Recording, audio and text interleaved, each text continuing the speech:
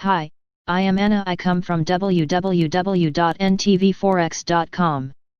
The next phase for COVID relief. Not enough analysis. http ntvforex.com news ID 8DA3338 10/20/20 5:34:47 p.m. 8/10/20. The Bureau of Labor and Statistics publishes a number of key statistics. U3 is considered the œofficialâ unemployment rate 10.2% in July. U5 adds in discouraged workers 11.3% and U6 also includes part-time workers who seek additional hours 16.5%.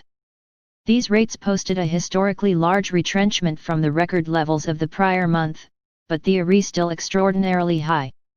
Moreover, since February of this year, i.e., before any COVID-related shutdowns, cumulative job losses have totaled almost 13 million jobs, wiping out all of the civilian jobs that were made during the last 7 years and leaving in excess of 30 million people unemployed.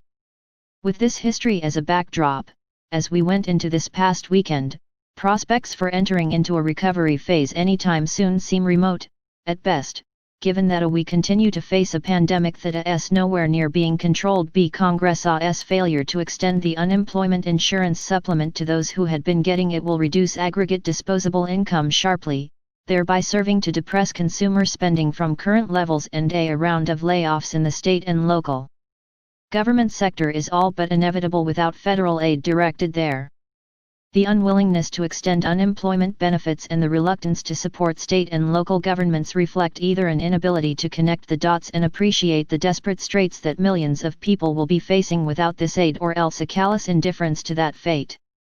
Thankfully, we seem to have an extraordinarily compassionate chief executive who is ready to save the day. Over the past weekend, Trump signed 4 memoranda or executive orders relating to the pandemic: a NBSP memorandum on authorizing the Other Needs Assistance Program for major disaster declarations related to coronavirus disease 2019, a NBSP memorandum on deferring payroll tax obligations in light of the ongoing COVID-19 disaster, a NBSP executive order on fighting the spread of COVID-19 by providing assistance to renters and homeowners, a NBSP memorandum on continued student loan payment relief during the COVID-19 pandemic. The first restores $400 of the $600 per week supplemental unemployment benefits to approximately 30 million people, $100 of which would be sourced from state treasuries, although, late in the weekend, Trump seemed to be backing away from this requirement.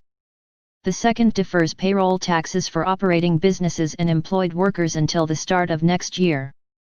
The third voices platitudes relating to the plight of at-risk renters and homeowners but does nothing concretely to ameliorate their circumstances. And finally, the fourth defers the obligation to repay student debt until the end of the year. The second and third of these edicts deserve further discussion.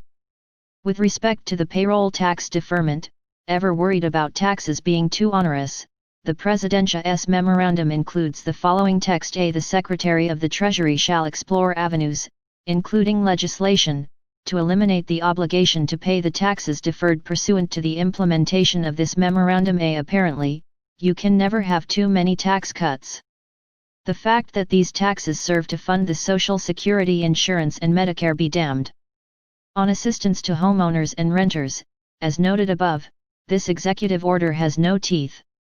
I love this language. A. The Secretary of Housing and Urban Development shall take action, as appropriate and consistent with applicable law, to promote the ability of renters and homeowners to avoid eviction or foreclosure resulting from financial hardships caused by COVID-19.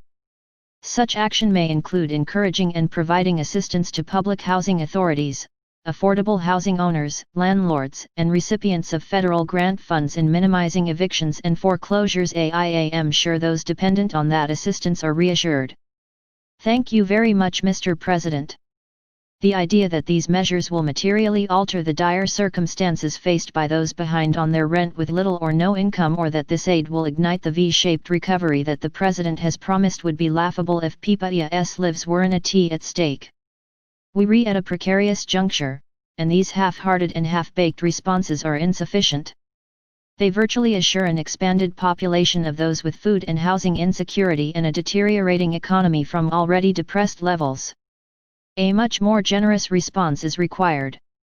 Smoke and mirrors wanna do it, but that is apparently all the ammunition this administration is willing to provide.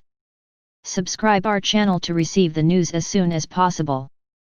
Thank you for watching. If you want to read real-time news, text messages to MT5 Expert Advisors page at https://m.me/mt5.expert.advisors.